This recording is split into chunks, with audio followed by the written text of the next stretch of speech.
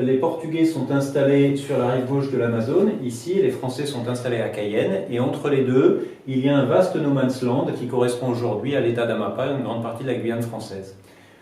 Le roi de France aimerait bien se rapprocher de la rive gauche de l'Amazone, mais c'est difficile parce que les Portugais veulent garder l'exclusivité. Et finalement, en 1713, on signe un traité, le traité d'Utrecht, et qui dit que la frontière entre les deux territoires est fixée sur la rivière Yabok ou Vincent Pinson.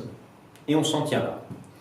Pendant une partie du XVIIIe siècle et au début du XIXe siècle, notamment avec les campagnes napoléoniennes, quelques tentatives pour définir exactement ce qu'est cette rivière Yabok ou Vincent Pinson ont lieu. Les Français la voient plutôt plus proche de la rive gauche de l'Amazone, sur l'Araguari, sur le Calçoene, et les Portugais forcément la voient beaucoup plus loin et pensent qu'il s'agit de l'Oyapock. On s'en tient là aussi. Après les guerres napoléoniennes, quand le Portugal retrouve sa souveraineté, qu'il rend la Guyane à la Guyane française, on en revient à plus ou moins cette situation antérieure. Quelques petites tentatives de négociation au XIXe siècle qui ne portent pas fruit, et puis à la fin du XIXe siècle, dans cette partie-ci, autour de Cunani et de Calçoene-Villavieille, on trouve de l'or. Alors là, forcément, la situation change. Les deux pays ont très envie que la zone aurifère se trouve dans leur territoire. Bon, les deux pays sont donc dans une situation difficile, l'affrontement est possible, et on décide de s'en remettre à un arbitrage international pour savoir où se trouve enfin cette frontière. On confie à la Confédération helvétique l'instruction du dossier. Chacune des deux parties, le Brésil et la France, remettent des dossiers argumentés pour montrer leur position. La France voudrait récupérer une grande partie de la Guyane brésilienne et le Brésil voudrait voir la frontière fixée sur la rivière Oyapock, sur le fleuve Oyapock. Il se trouve que les Brésiliens ont envoyé un diplomate chevronné, le baron de Rio Branco, et les Français ont envoyé un géographe, malheureusement, dont les pondérations scientifiques n'ont pas convaincu le jury, si bien que la Suisse a donné raison au Brésil, presque complètement. Donc la Suisse a confirmé que la frontière entre la Guyane française et le Brésil, donc, et l'État d'Amapá, ce qui n'existait pas encore à l'époque, se trouve sur le fleuve Oyapock.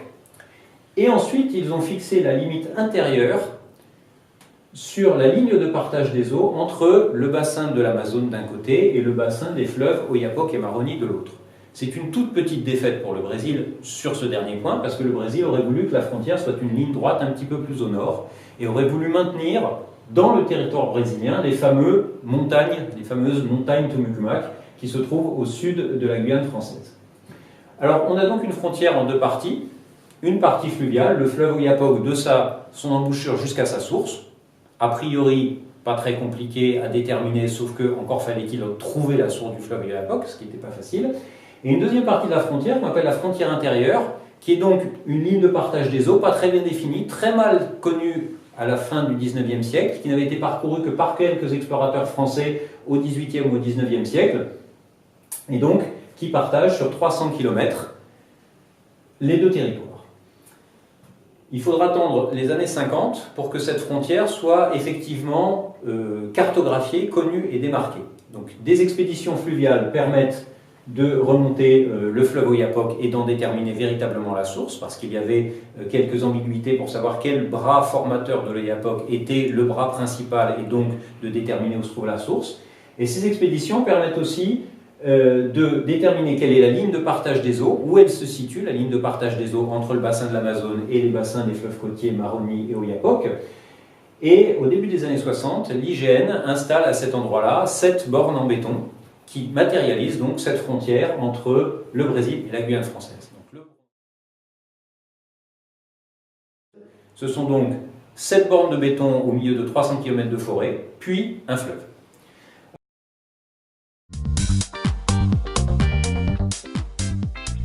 Sur la frontière fluviale, on a deux situations.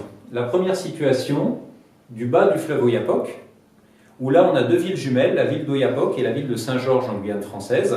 Les échanges économiques sont assez forts, les gens de Saint-Georges vont acheter des produits au Brésil et les Brésiliens travaillent beaucoup en Guyane française. C'est là où est construit le fameux pont sur le fleuve Oyapock, ce pont qui n'est pas encore inauguré à l'heure actuelle, ce qui montre bien que, au-delà du symbole politique qui était que la France voulait tendre la main au Brésil, la question économique, la question de l'intérêt économique de ce pont n'est pas tout à fait claire. Plus haut sur le fleuve Oyapock, il n'y a quasiment aucune présence permanente, sauf dans le bourg de Camopi, en Guyane française, qui est un bourg amérindien, donc des Indiens Wayampi. Et en face de Camopi se trouvent deux villages brésiliens, donc Ilhabela et Vila Brasil, qui sont des camps en fait qui ravitaillent les chantiers d'orpaillage qui sont pour la plupart aujourd'hui à l'intérieur de la Guyane française, qui sont des camps d'orpaillage illégaux. Et la France a le plus grand mal à empêcher les orpailleurs brésiliens de rentrer dans le territoire de la Guyane française. Ensuite, il y a la partie frontière interne, frontière terrestre, frontière sèche, comme on dit, qui est toujours matérialisée par ces 7 bornes en béton, et là où il ne se passe en fait rien. La zone, depuis une cinquantaine d'années, est complètement déserte, elle n'est plus habitée ni par les Amérindiens ni par personne, et 2 parcs nationaux ont été créés de chaque côté de la frontière, le parc amazonien de Guyane, en Guyane française, et le parc national montagne de Tumucumac, au Brésil. Donc c'est un espace extrêmement vaste, chacun des 2 parcs fait grosso modo 4 millions d'hectares, donc 40 000 km². C'est un immense espace continu de forêt entre les 2 territoires et qui est en principe entièrement dévolu à la protection de la nature, avec quelques possibilités d'exploration touristique si c'était le cas. Celles-ci ne sont pas encore réalisées pour aujourd'hui. Et par ailleurs, les orpailleurs entrent dans ces 2 territoires, bien que pour le moment, ils soient soit plus au nord en Guyane française, plutôt autour de l'Oyapock, et côté Brésil, plutôt plus au sud, autour du fleuve Jarry.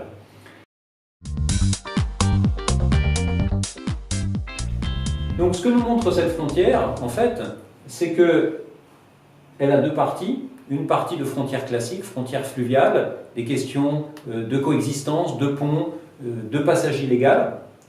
Et pour l'autre partie, cette partie de frontière à l'intérieur de la forêt, relativement impénétrable, qu'on a pu suivre, nous, lors de l'expédition du raid des 7 bornes, tout le long de la frontière, eh c'est une frontière totalement symbolique, en fait. Ils ont donc missionné des missions relativement coûteuses pour aller mettre des bornes au milieu de rien. Ces bornes, mis à part être des symboles pour ces États, n'ont strictement aucune autre utilité. Il n'y a personne pour les voir, sauf les quelques expéditions qui passent de temps en temps, et dont le but, en général, est de les dégager de la forêt qui les a recouvertes. Et en dehors de ce symbole et de la possibilité de pouvoir tracer plus exactement sur une carte en papier la position respective de la frontière et donc des territoires des 2 États, en fait, cette frontière ne sert à rien, c'est une frontière symbolique, on pourrait même dire une frontière mythique.